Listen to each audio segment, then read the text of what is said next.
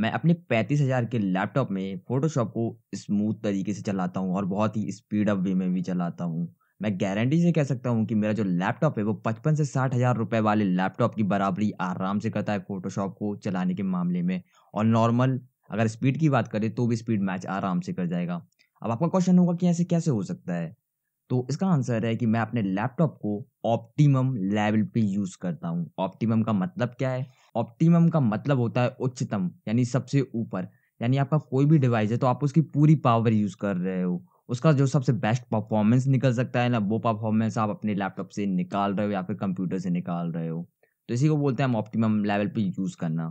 अब यूँ बोलें कि बहुत सारे लोग अपने लैपटॉप को ऑप्टिमम लेवल पे यूज़ नहीं करते हैं। इसका रीज़न क्या है? इसका रीज़न है शायद उनको पता ही नहीं कि कुछ ऐसी सेटिंग एग्ज़िस्ट करती है जिससे हम अपने लैपटॉप को काफ़ी एडवांस वे में तेज़ कर सकते हैं। तो आज हम बात करेंगे कि आप फ़ोटोशॉप को कैसे स्पीड अप कर सकते हो और उसका फुल एडवांटेज ले सकते हो ताकि इससे आपकी प्रोडक्टिविटी बढ़े और कम समय लगे आपको चीज़ें करने में। तो हम फ़ोटोशॉप को स्पीड अप कैसे कर सकते हैं? लेकिन रुक जाइए, अगर मैं आपसे बोलूँ कि आपका लैपटॉप, कंप्यूटर ही स्लो है, लो स्टैंडर्ड का है, पुराना लैपटॉप है, अगर उसमें इतनी पावर ही नहीं है कि वो आपके फ़ोटोशॉप को स्पीड से चला पाए, तो आप जितनी भी सेटिंग कर लीजिए, आपका फ़ोटोशॉप तेज़ नहीं चलेगा। तो सबसे पहले मैं आपको बोलूँगा कि आप अपने कंप्यूटर या लैपटॉप पे ध्यान दें, उसे कैसे स्पीड अप कर सकते हैं, ठीक है? उसके बाद हम फ़ोटोशॉप को ऑप्टिमाइज़ करेंगे। सो पहले हम अपने कंप्यूटर को तेज़ करेंगे, यानी उसे ऑप्टिमाइज़ करेंगे और उसके बाद हम फ़ोटोशॉप को ऑप्टिमाइज़ करेंगे। इस तरीके से हम दोनों चीज़ को ऑप्टिमाइज़ करेंगे तो बहुत हद तक हमारी फ़ोटोशॉप की स्पीड बढ़ जाएगी। तो अब बात करते हैं कि आप पीसी को कैसे तेज़ कर सकते हैं। तो मैं आपको बोलूँगा कि अगर आपके पास एंटीवायरस है पीसी में, ओके,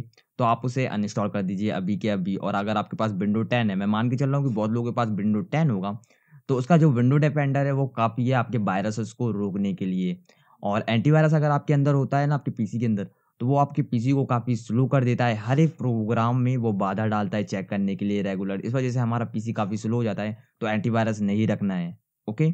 दूसरा है डिस्क क्लीनअप, यानी आप अपनी सी ड्राइव को क्लीन कर रहे हो। इससे होता क्या है कि परफॉर्मेंस इंस्टेंटली तुरंत ही आपको देखने मिल जाती है कि आपकी पीसी की परफॉर्मेंस इंक्रीज़ हो जाती है। मैं एक करके बता रहा हूँ। इसके लिए आपको यहाँ पे सर्च पे जाना है और यहाँ पे क्लीन अप लिखना है। ओके, तो यहाँ पे डिस्क डिस्क क्लीन अप आ जाएगा और यहाँ पे एक बार आपको क्लिक करना है। अब यहाँ पे ड्राइवर्स बने आ रहे हैं, तो यहाँ पे आपका ऑपरेटिंग सिस्टम है, मेरा सी में है, तो मैं यहाँ पे क्लिक कर देता हूँ और यहाँ पे आपको ओके पे क्लिक करना है। फिर ये सर्च करने लगेगा। अब यहाँ पे सर्च करने के बाद आप देख सकते हैं कि यहाँ पे डाउनलोड प्रोग्राम फाइल्स और ये जितनी भी चीज़ें आ रही हैं ना, इस पे आपको टिक कर देना है एक बार। ठीक है, रिसाइकिल बिन पे आप देख सकते हैं, रिसाइकिल बिन पे करना हो तो कर सकते हैं क्योंकि आप रिसाइकिल बिन बाद में भी डिलीट कर सकते हैं, लेकिन मैं अभी ही कर रहा हूँ रिसाइकिल बिन को। और यहाँ जितनी भी चीज़ दिख रही है आपको टेम्परेरी फाइल्स, थंबनेल्स, इन सबको सिलेक्ट करके यहाँ पे ओके क्लिक कर देना है और यहाँ पे डिलीट फाइल्स पे एक बार क्लिक कर देंगे।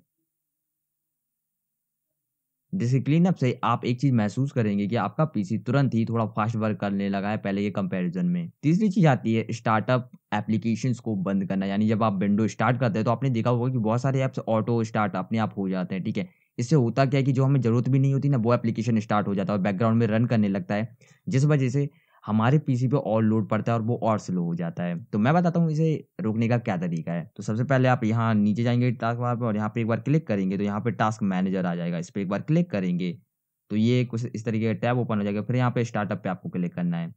अब ये देख रहे हैं यहाँ पे एप्लीकेशंस होंगी आपकी, ये मेरी एप्लीकेशंस हैं। यहाँ पे मैंने इन्हें सबको डिसेबल कर रखा है, आपको भी डिसेबल करना है। यहाँ पे स्टार्टअप इम्पैक्ट लिखा आ रहा है।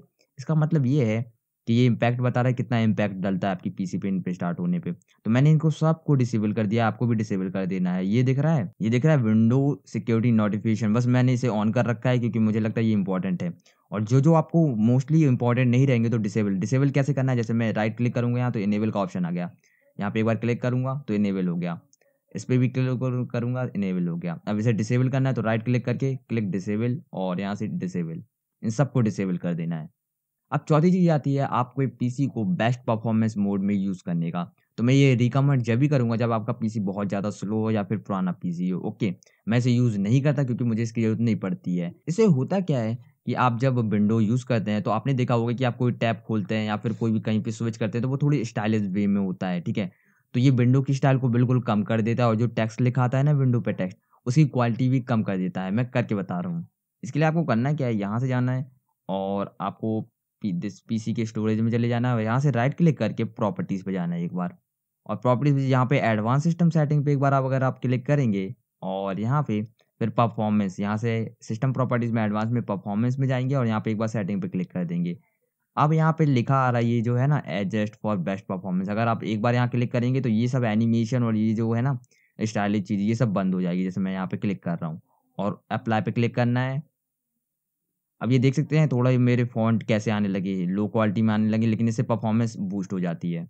अब 2 मैं सबसे अच्छे तरीके बताने वाला हूँ, जिससे आपका पीसी स्पीड अप हो जाएगा ये, लेकिन इसमें थोड़े पैसे लगेंगे। फॉर एग्ज़ाम्पल सबसे पहला तरीका है कि आपको अपनी विंडो को फ़ॉर्मेट करना है। ओके, मैं अपनी विंडो हर 4 महीने या 5 महीने में फ़ॉर्मेट करता हूँ, क्योंकि आपने देखा होगा कि जो विंडोज़ होती हैं, वो हमेशा टाइम टू टाइम स्लो हो जाती है और बिलीव मी अगर आप उसे फ़ॉर्मेट करते हैं ना एक बार, तो वो सबसे बेस्ट लेवल पे आ जाता है अपना। यानी बहुत अच्छी परफ़ॉर्मेंस देने लगता है फ़ॉर्मेट करने के बाद। तो फ़ॉर्मेट करने के लिए आपको बस एक पेन ड्राइव चाहिए होगी जो कि ₹300 के लगभग आएगी, 8 जीबी की पेन ड्राइव, और उसमें आप विंडो फ़ाइल डाल सकते हैं, ओके। नेट से आईएसओ फ़ाइल डाउनलोड करके उसे बूटेबल पेन ड्राइव बना सकते हैं। इसका ट्यूटोरियल आपको यूट्यूब पे मिल जाएगा, मैं इसे एक्सप्लेन नहीं करूँगा।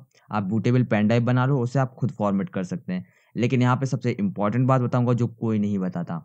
अगर आपका लाइसेंस विंडो है जो कि बहुत लोगों का होता है, तो उसकी लाइसेंस की है ना वो आप लिख के रख लें अपने एक पेपर पे, और जब आप इंस्टॉल करोगे ना तो वहाँ लाइसेंस की डालने को आएगा, तो आप वहाँ पे अपना लाइसेंस की डाल देना, उसी लाइसेंस की से रजिस्टर हो जाएगा आपका विंडो। जब मैं छोटा था तो मुझे ये बात पता नहीं थी, तो मैंने जब एक अपने नए लैपटॉप में मैंने फॉर्मेट कर लिया उसे और मैंने विंडो की नहीं डाली थी, तो मुझे एक जेन्युइन विंडो नहीं मिल पाई थी। और अगर आप विंडो इंस्टॉल कर रहे हो और वहाँ पे ऑप्शन नहीं आ रहा है प्रोडक्ट की डालने का, तो इसमें टेंशन लेने की कोई बात नहीं है, क्योंकि अब ऑटोमेटिकली पता है क्या होता है कि वो प्रोडक्ट की डिटेक्ट कर लेता है और हम जब नई विंडो इंस्टॉल कर रहे हैं ना तो उसमें वो असाइन कर देता है, तो ऐसी कोई टेंशन वाली बात नहीं है। अब दूसरा जो पैसे वाला ट्रिक आता है वो ये है कि अगर आपके पास हार्ड डिस्क है तो आप उसकी जगह सॉलिड डिस्क लगाएं अपने लैपटॉप या कंप्यूटर में। हार्ड डिस्क होता है वो उसकी स्पीड काफ़ी स्लो होती है और सॉलिड डिस्क उससे कम से कम 4 या 5 गुना तेज़ होता है, तो मैं अपने लैपटॉप में सॉलिड डिस्क यूज़ करता हूँ।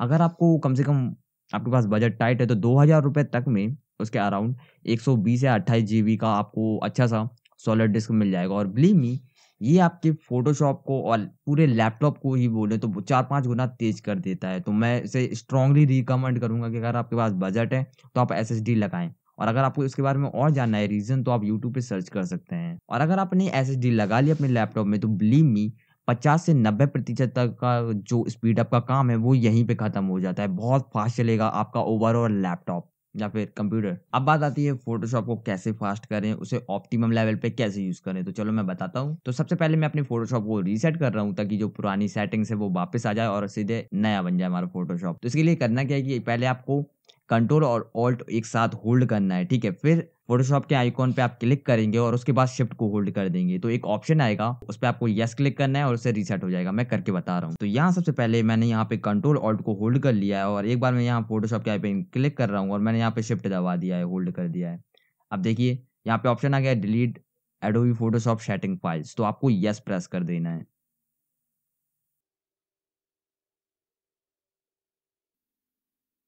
रीसेट करने के बाद आपका फ़ोटोशॉप कुछ इस तरीके से आएगा। अब सबसे पहले मैं यहाँ पे एक इमेज ओपन कर लेता हूँ आपको दिखाने के लिए।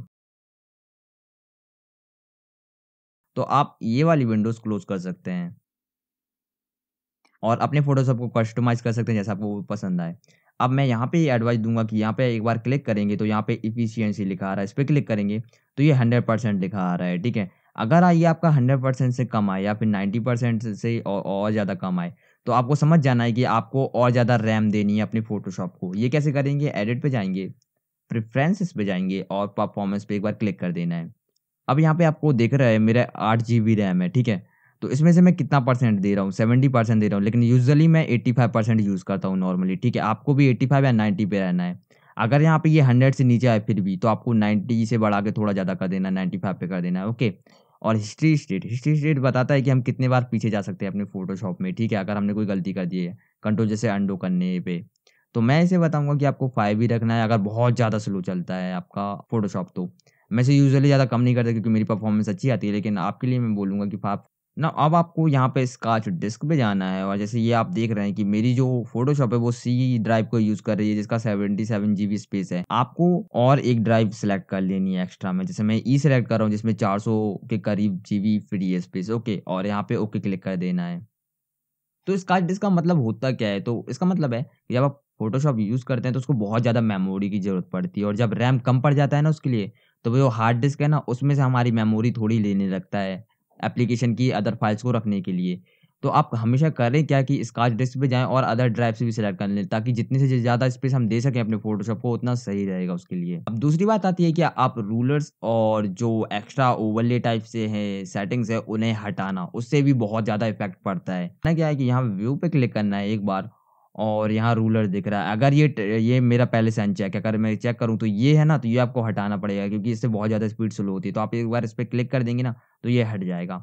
एंड यहाँ पे व्यूज़ पे एक बार और जाओ और फिर यहाँ पे शो पे क्लिक करो। शो पे ये दिख रहा है, ये सब शो हो रहा है, तो ये सब हमें नहीं दिखाना आपका स्लो चल रहा हो तो। आप यहाँ पे नन पे एक बार क्लिक कर देंगे, ठीक है?